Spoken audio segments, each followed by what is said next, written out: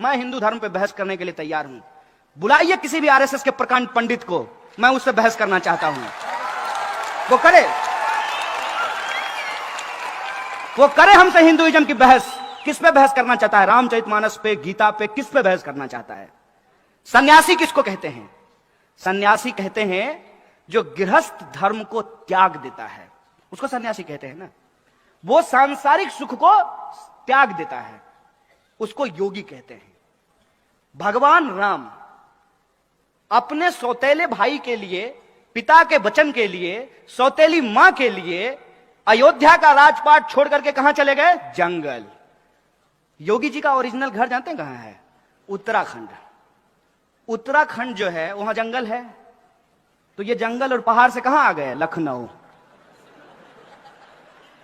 इसको समझिए आप कि हर पीला चीज सोना नहीं होता और हर भगवा पहना इंसान संत नहीं होता है। दंगाई हैं ये लोग, दंगाई हैं। और इनके विचार आप सुनिए। ये जो ढोंगी हैं, इन्होंने एक सेना बनाई। अब देखिए हिंदू धर्म को कितना बदनाम कर रहे हैं। हिंदू युवा वाहिनी, ये हमारे धर्म का अपमान है। हमारे धर्म में तमाम तरह की व्यवस्था अपने आप की गई है। सबसे पहला बात, अरे जो जैसा करेगा वैसा भरेगा, ये मूल बात है। तो कोई अगर अत्याचारी है, पापी है, उसका सजा भगवान देंगे। तुमको टेंडर कब मिला बे?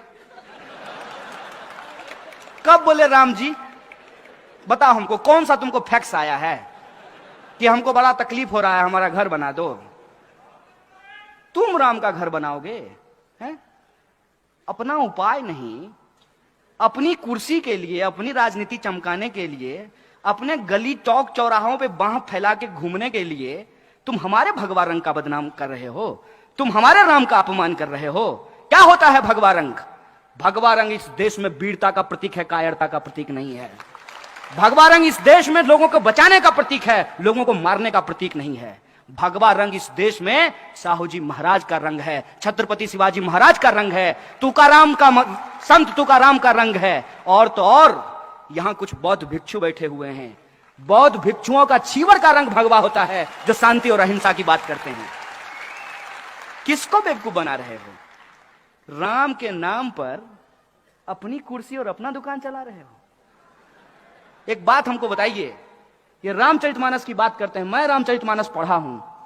रामचरितमानस में 1 दर्जन से ज्यादा शब्द उर्दू के हैं। गरीब नवाज शब्द रामचरितमानस में लिखा हुआ है। और उर्दू जो है वो हिंदुस्तान की भाषा है, वो अरब की भाषा नहीं है। हिंदुस्तान में ही उर्दू बोली जाती है। रामचरितमानस जो है उसमें एक पंक्ति लिखी हुई है तुलसीदास की।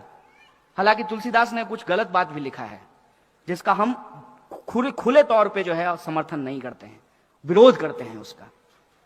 रामचरितमानस में लिखा है, रावण रथी विरथी रघुवीरा।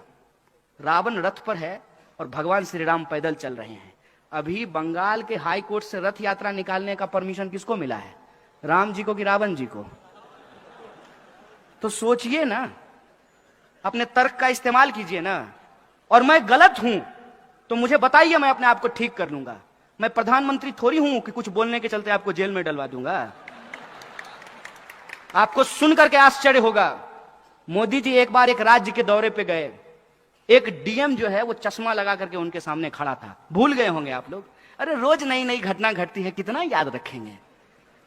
चश्मा लगा करके खड़ा था छत्तीसगढ़ में। उस डीएम को सस्पेंड कर दिया गया। बिग बॉस के सामने तुम चश्मा लगा लोगे? अब आप सोच के देखिए।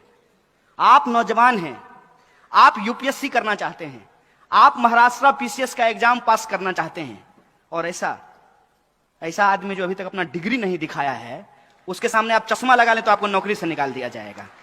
आप ऐसा भारत चाहते हैं क्या? हमने ऐसे भारत की कल्पना की थी क्या? लोगों ने 2014 में मोदी जी को इसी बात के लिए वोट दे दिया था।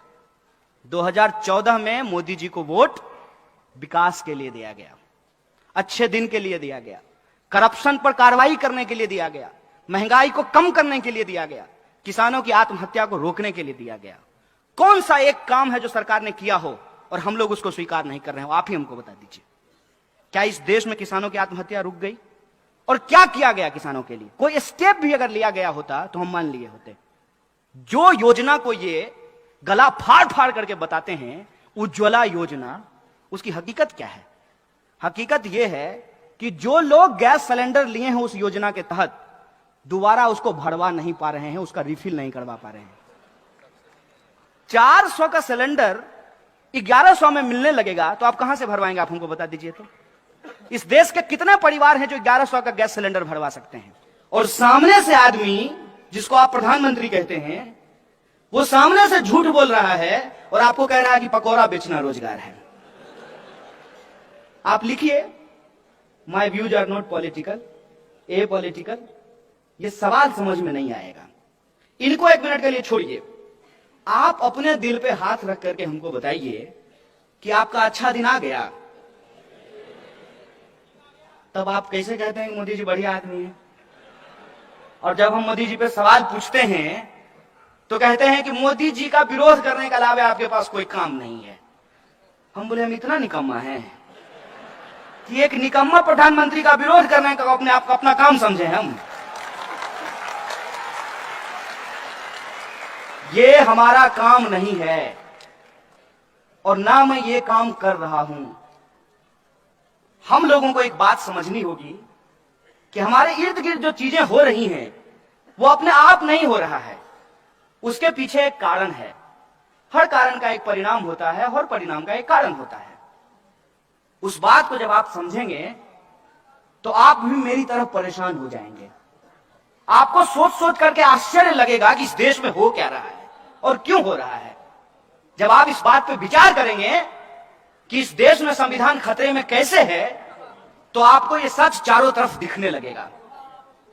और मैं साधारण उदाहरण से आपको एक बात बता देता हूं। हाथ आगे करके जिस संविधान की प्रस्तावना को, उद्देशिका को आपने पढ़ा है, उसके शब्द पे आपने कभी गौर फरमाया है? उसके शब्द क्या कहते हैं? उसके शब्द कहते हैं हम भारत के लोग। समाज में क्या होता है? महार है, मातंग है, दलित है, ओबीसी है, धनगर है, मराठा है, ब्राह्मण है, चितपावन है, मैथिल है, बिहारी है, मराठी है। क्या होता है? उद्देशिका क्या कहती है? We the people of India, हम भारत के लोग। फिर भी आपको लगता है कि संविधान खतरे में नहीं है। और संविधान की उसी प्रस्तावना के मूल्य क्या हैं कि आप चाहे हिंदू हो या मुसलमान हो, सिख हो या ईसाई हो, बुद्धिस्ट हो या जैनी हो, या आप किसी धर्म को नहीं मानते हो, लेकिन आपका अधिकार किसी और दूसरे भारतीय के अधिकार के बराबर है। यह आपको आपका संविधान अधिकार देता है। महिला हो कि पुरुष हो, काला है कि गोरा हो, मोटा हो कि पतला हो, हमारा वोट बराबर है। यह अधिकार आपको आपका संविधान देता है।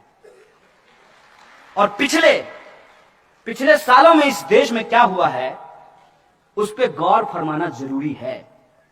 जिस उत्तर प्रदेश का हम लोग अभी जिक्र कर रहे हैं, जिस उत्तर प्रदेश के मुख्यमंत्री हैं अजय सिंह बिष्ट, यही है ना? कहते क्या है अपने आप को? तो जो अपना नाम बदल लिया हो उसको शहर का नाम बदलने में मजा आएगा कि नहीं आएगा?